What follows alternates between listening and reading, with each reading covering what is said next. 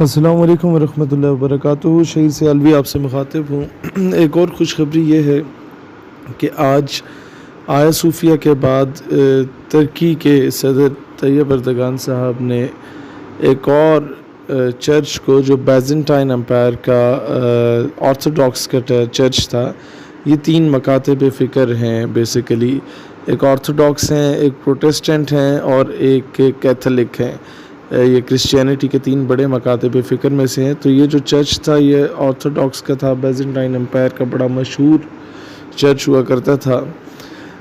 جب خلافت کو توڑا گیا تو اس کے بعد مصطفیٰ کمال اتاتورک کے دور میں جتنے چرچز کسی دور میں مسجد میں کنورٹ کیے گئے تھے، دوبارہ انہیں میوزیم کا درجہ دیا گیا، کیونکہ کرسچنز اتنے زیادہ ترکی میں تھے نہیں، تو ہر جگہ وہ چرچ کو آباد کر نہیں سکتے تھے، لیکن ایک سیکولر یا لبرل ترکی بنانے کے لیے ان چرچز کو میوزیم بنایا گیا۔ وہاں پر اسی طریقے کی تصاویر اور ان کے اپنے جو ہسٹوریکل پرسپیکٹیو سے چیزیں تھیں وہ آویزاں کی گئی تھیں۔ تو یہ سارا کچھ کرنے کی وجہ یہ ہے کہ ریسنٹلی کوئی 10 دن ہو چکے ہیں، آج بلکہ 11واں دن تھا کہ غزہ اسٹرپ پہ جو آپ کے پیلسٹائن کا ایریا ہے، ایک تو اسے سکویز کیا جا رہا ہے آن ڈیلی بیسز۔ اسرائیل وہاں پر دھماکے کر رہا ہے، ایئر سٹرائکس کر رہا ہے، لوگوں کو شہید کر رہا ہے، بلڈنگز کو تباہ کر رہا ہے، تاکہ جو لوگ ہیں وہ وہاں سے شفٹ ہو جائیں، غزہ اسٹرپ کو چھوڑ کے چلے جائیں، پیلسٹائن کے علاقے کو چھوڑ کے چلے جائیں، تاکہ اس علاقے پہ بھی اسرائیل قابض ہو جائے۔ تو یہ صرف ایک قسم کا دنیا کو بتانا ہے کہ جب دنیا اس پہ شور مچائے گی، واویلا مچائے گی کہ آپ چرچز کو کیوں مسجد میں کنورٹ کر رہے ہیں، تو ان کو اس طریقے سے سمجھانا کہ چلو کسی حوالے سے تم لوگوں کی توجہ ہم پر مرکوز ہو گئی، جب تمہیں یہ چیز ناگوار گزرتی ہے تو کیا ایک انسان کا قتل، ایک انسان کو شہید کر دینا، کیا وہ دنیا کو ناگوار نہیں گزرتا؟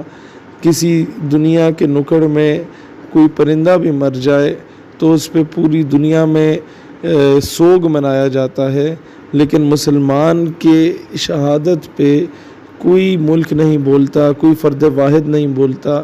ریسنٹلی آپ نے دیکھا ہوگا کہ کس طریقے سے لیبنان میں ایک زبردست قسم کی بومبنگ کر کے وہاں کے سینکڑوں لوگوں کو شہید کیا گیا، ہزاروں لوگ زخمی ہوئے، اس پہ کوئی نہیں بولا۔ امریکہ نے ڈرامہ رچایا، ہم لوگوں کو بے وقوف بنایا کہ جی ہم تحقیقات کریں گے۔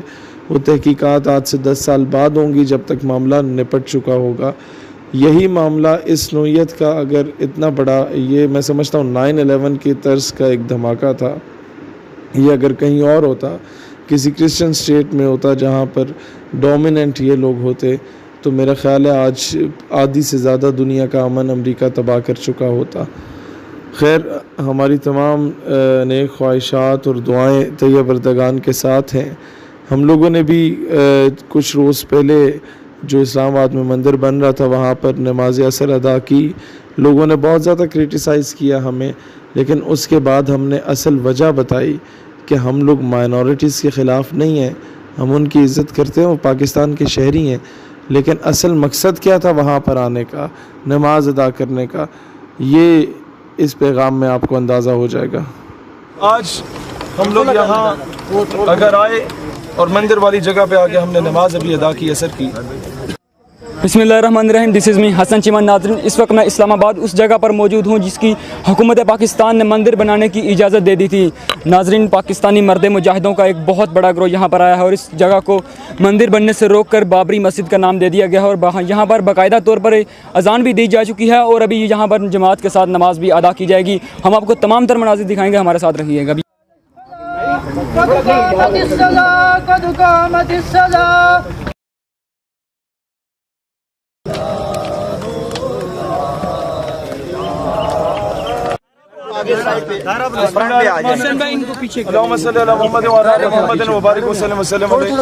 آج ہم لوگ یہاں اگر آئے اور مندر والی جگہ پہ آگے ہم نے نماز ابھی ادا کی، عصر کی۔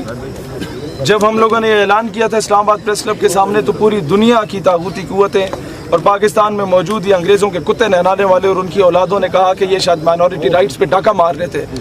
ہم نے صرف آپ کی اٹینشن حاصل کرنا چاہیے دنیا کو دکھانے کے لیے کہ یہ دیکھو یہ آپ کے افغانستان میں امریکہ نے کیا، مدر آف آل بامز گرائے، 6 سے 12 سال کے درمیان کے بچوں کو آپ لوگوں نے شہید کیا، کسی بہانے تو یہ دیکھ لو گے۔ یہ دیکھو، یہ آپ نے بوسنیا میں کیا مسلمانوں کے ساتھ، یہ ان کے چیترے اڑائے گئے۔ خدا کا واسطے اقوام عالم اس چیز پہ توجہ دے دے۔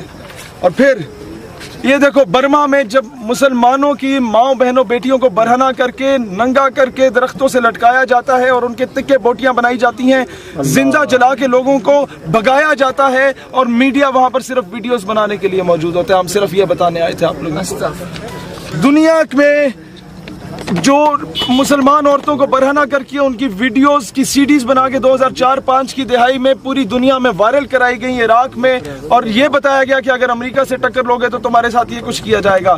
معصوم بچوں کو، innocent children, they were incinerated with the white phosphorus، انہیں جلایا گیا تیزاب کے ساتھ۔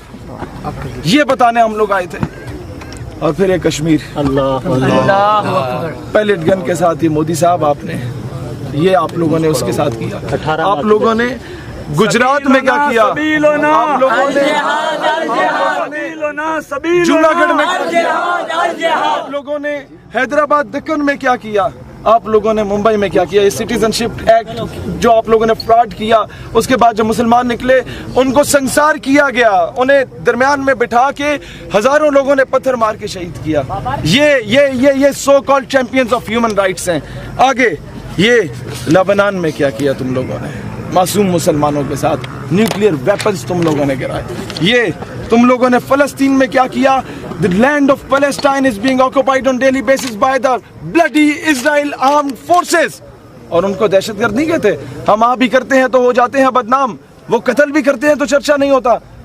میں عافیہ صدیقی کے گھر گیا 2 دن پہلے، اس کی والدہ اور اس کی بہن نے مجھے کہا کہ عافیہ صدیقی کو برہنہ کر کے لایا گیا عدالت میں اور کہا کہ قرآن کے اوپر سے چلو، اس کے بعد جا کے ہم تمہاری بات سنیں گے۔ اور کہا، جو اس نے جب جج سے کہا کہ جج صاحب یہ نہ کروائیں اور جو مرضی سزا دیں، جج نے کہا میں جو بات کہوں گا وہ قانون ہوگا۔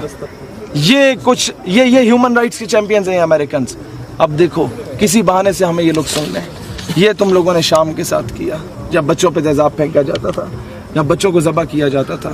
ہم تمہیں صرف یہ چیزیں بتانے ہیں۔ Pakistan is the safest haven for the minorities. یہاں یوحنا آباد میں 2 حفاظ کرام کو زندہ جلایا گیا، ہم نے نہیں جواب دیا، ہم نے کہا چلو مائنورٹیز نے کیا، کرسچنز نے کیا، ہم نے کہا نہیں، نو ایشو، ہم لوگ مطمئن ہو گئے، ہم لوگوں نے کہا خیر ہے۔